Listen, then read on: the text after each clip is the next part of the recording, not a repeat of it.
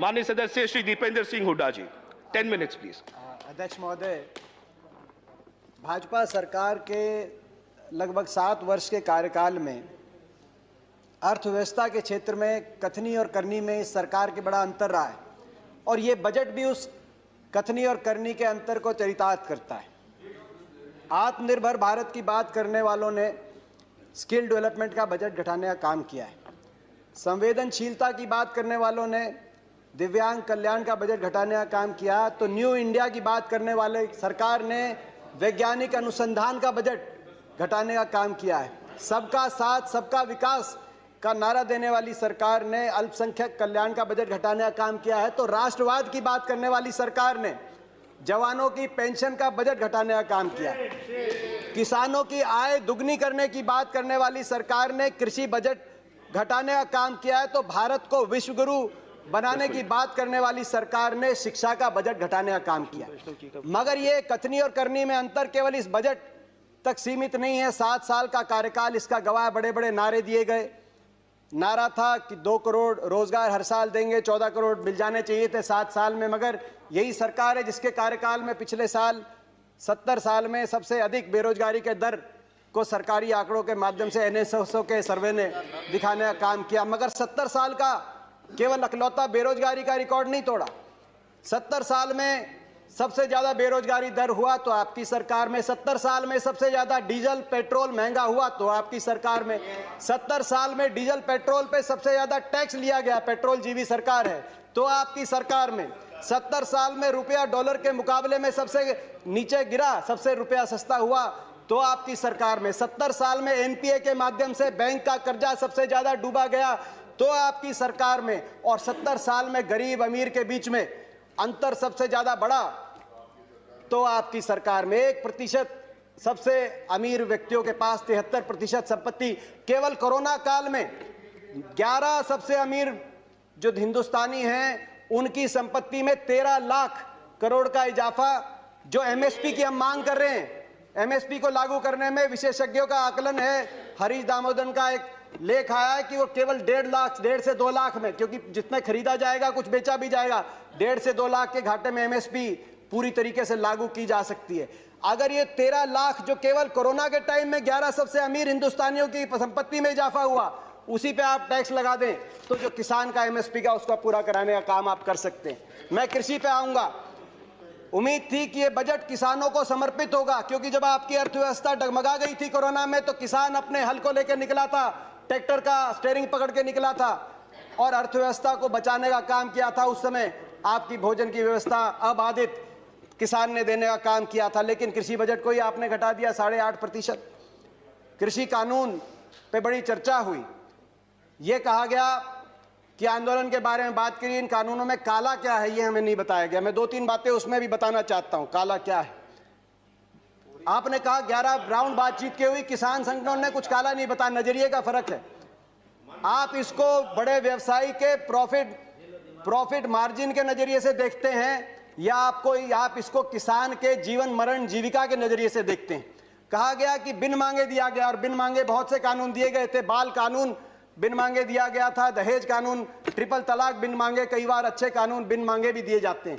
फर्क है उनमें और इसमें फर्क है। उनमें जिस वर्ग के लिए दिया गया वो वर्ग संघर्ष और आंदोलन के रास्ते पे नहीं आया। बाल कानून लागू हुआ तो दिल्ली को बच्चों ने नहीं घेरा बाल कानून वापस लिया जाए। दहेज का कानून आया तो महिलाएं धरने पे नहीं बैठी कि हमें दहेज देना है। मगर यहां जिस वर्ग के लिए आपने दिया वो वर्ग आज आपके दरवाजे पे आया, दिल्ली के आसपास लाखों की तादाद में बैठा है। आपने कहा मंडियां, अनुराग जी ने कहा मंडियां खत्म नहीं हुई। सही बात है, मंडी इसमें कोई प्रावधान नहीं मंडी समाप्त करने का। 2 मंडियां बन गई हैं, एक निजी मंडी जिसमें टैक्स नहीं लगेगा और एक सरकारी मंडी जिसमें टैक्स लगता है। 2 मंडी, एक देश एक विधान, एक देश एक संविधान, एक देश एक निशान, एक देश एक चुनाव, एक देश एक मार्केट। तो एक देश 2 मंडियां क्यों? किसान ही क्यों मिला आपको?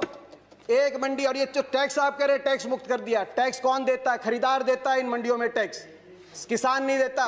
पंजाब में 6.5%, हरियाणा में 4% और सरकार को देता है। हरियाणा पंजाब का ग्रामीण इंफ्रास्ट्रक्चर अच्छा क्यों है? हर गांव में अच्छी सड़कें क्यों हैं? क्योंकि ये जो टैक्स जाता है ग्रामीण इंफ्रास्ट्रक्चर और इन मंडियों के और किसानों के विकास के लिए इस टैक्स का इस्तेमाल होता है, इसीलिए आज पंजाब हरियाणा सबसे आगे। फिर बात आई कि एमएसपी खत्म। प्रधानमंत्री जी ने कहा एमएसपी थी, है और रहेगी। ठाकुर जी ने भी कहा कि कोई है किसमें दम जो बताए कि एमएसपी चली जाएगी। सही बात है, एमएसपी थी, है और रहेगी, मगर क्या एमएसपी सभी किसानों को मिलेगी और सभी फसलों पे मिलेगी? प्रश्न इस बात का उठता है। आप में दम है खड़े होकर आप कह दें कि एमएसपी मिलेगी हर किसान को देश में? आज भी शांता कुमार कमेटी बताती है कि मात्र 6% से 16% तक किसानों को एमएसपी मिलती है। बाकी देश में बहुत से ऐसे प्रदेश है जहां पे एमएसपी नहीं मिलती। आपको चाहिए तो यह था जो पंजाब हरियाणा पश्चिमी उत्तर प्रदेश में एमएसपी मिलती है वही एमएसपी बिहार में मिले, जहां धान 800 रुपए 1000 रुपए में जा रहा है, 1800 रुपए में हमारे यहाँ धान मिल रहा है। आपको चाहिए था कि इसको वहां पे लेके जाएं, मगर आप वहां के किसान को की परिस्थिति हमारे यहाँ की करने की बजाय हरियाणा पंजाब के किसान की परिस्थिति उस तरह की करने की तरफ लेके जाएं। प्राइवेट की बात करी कि आप प्राइवेट का खिलाफत कर रहे हैं। प्राइवेट की खिलाफत नहीं कर रहे, प्राइवेट आए, मगर मंडी के अंदर आने से किसने रोका प्राइवेट को? प्राइवेट मंडी के अंदर आए और एमएसपी से ज्यादा में खरीदे। कह रहे हैं बाहर भाव ज्यादा मिलेगा, विकल्प होगा, बाहर ज्यादा मिलेगा, बाहर ज्यादा भाव मिलेगा प्राइवेट में। तो आपको यह कानून बनाने में क्यों आपत्ति है कि अगर एमएसपी से कम का कोई कॉन्ट्रैक्ट होगा तो वो कानूनी बाध्य, उस पर बाध्य होगा। हरियाणा के अंदर 2007 में हमने कॉन्ट्रैक्ट अमेंडमेंट लाए एपीएमसी के अंदर, निजी अलाउ किया निजी कंपनियों को, मगर साथ में कानून लिख दिया कि अगर कॉन्ट्रैक्ट एमएसपी से नीचे किया जाएगा तो गैर कानूनी होगा और कानूनी कार्रवाई होगी जो लोग इस तरह का कॉन्ट्रैक्ट करते हैं। आप कह रहे हैं ज्यादा मिलेगी तो आप कर दीजिए, ये कानूनी प्रावधान देने का आप काम करें। आपने कहा कि एक शरद पवार जी ने चिट्ठी लिखी थी, आपने कहा कि मुख्यमंत्रियों का समय हुड्डा कमेटी ने भी इसकी सिफारिश करी थी कि एपीएम सुधार हो, एपीएमसी एक्ट के अंदर बदलाव हो। मैं बताना चाहता हूं कि हुड्डा कमेटी ने, जिस कमेटी में प्रकाश सिंह बादल जी, ममता बनर्जी जी और नीतीश कुमार जी भी सदस्य थे, उस कमेटी ने क्या सुझाव दिया था इस पे? उन्होंने कहा था कि एपीएमसी में सुधार हो मगर एपीएमसी का विस्तार हो। सबसे पहले मंडी, जिस प्रकार से हरियाणा में हर 10 किलोमीटर में मंडी हमने स्थापित करी थी अपनी सरकार में, पूरे देश के अंदर हर 10 किलोमीटर में मंडी बने। दूसरा, प्राइवेट अगर आए तो मंडियों के अंदर आए, एमएसपी से ज्यादा पे खरीदें, एमएसपी से कम पे खरीदते हैं तो कानूनी कार्रवाई हो, वो ऐसी खरीदारी अलाउ ना हो। तीसरा, एमएसपी की कैलकुलेशन C2 के आधार पे हो, A2 कॉस्ट नहीं, C2 खर्चे के आधार पे एमएसपी कास्ट हो, जो आज किसानों की सबसे बड़ी मांग है। चौथा, एमएसपी जो चौथे उसमें कहा कि कर्जे का जो दर है वो no discussions please, no cross talk, no cross talk, no cross talk. किसी और की बात रिकॉर्ड पे नहीं जा रही है। दीपेंद्र जी कंटिन्यू। ये सिफारिश थी। मैं एक और बात कहना चाहता हूं। एक बात आई कि ओपन मार्केट, फ्री मार्केट अच्छी है। फ्री मार्केट हर चीज के लिए अच्छी नहीं है। मार्केट, अनियंत्रित मार्केट, किसान को आप अमेरिका का उदाहरण उठा के देखिए। अमेरिका में 1/4 लोग कृषि से जुड़े हुए थे आज से 50-60 साल पहले। फ्री मार्केट लेके आए, आज मात्र 1% अमेरिका की जनसंख्या कृषि पे आधारित है। क्या एक कंसेप्ट आया फ्री मार्केट के बाद? गेट बिग और गेट आउट। छोटा किसान सरवाइव नहीं कर पाया बड़े बड़े धन्नाडों के आगे, बड़े बड़े कॉर्पोरेट प्लेयर्स के आगे। आज अमेरिका के अंदर 450 एकड़ की जोत वाला एवरेज किसान के पास, हिंदुस्तान की तो किसान की एवरेज जोत आज मात्र 1.7 एकड़ है। हमारी तो 50% आबादी कृषि क्षेत्र पर निमंत्रित है। ये कैसा मुकाबला करेंगे बड़े कॉर्पोरेट्स का? गेट बिग और गेट आउट, ये गेट आउट होंगे तो कहां जाएंगे? क्या हमारी अर्थव्यवस्था अमेरिका की तरह? मैं आखिर में दो अपनी बातें कहते हुए अपनी बात कंक्लूड करना चाहता हूं। बिचौलियों की बात करी कि आपने बिचौलियों से मुक्त करा दिया, कमीशन एजेंट से मुक्त करा दिया। मैं पूछना चाहता हूं इस सदन से, ये जो बड़े बड़े धन्नाड आएंगे, बड़े कॉर्पोरेट हाउस आएंगे, टाटा, बिरला, अदानी, अंबानी, पूर्ति, ये किसकी श्रेणी में आएंगे? बिचौलिए नहीं तो ये क्या किसान की श्रेणी में आएंगे या उपभोक्ता की श्रेणी में आएंगे? ये सबसे ज्यादा अपने मुनाफे को कमाने के लिए बड़े बड़े लोग आएंगे। तो बिचौलियों की आप जो बात कर रहे हैं, आखिर में मैं अपनी बात कंक्लूड करते हुए, प्रधानमंत्री जी ने एक और बात की कि इस आंदोलन में कुछ पवित्र लोग हैं और कुछ अपवित्र लोग हैं।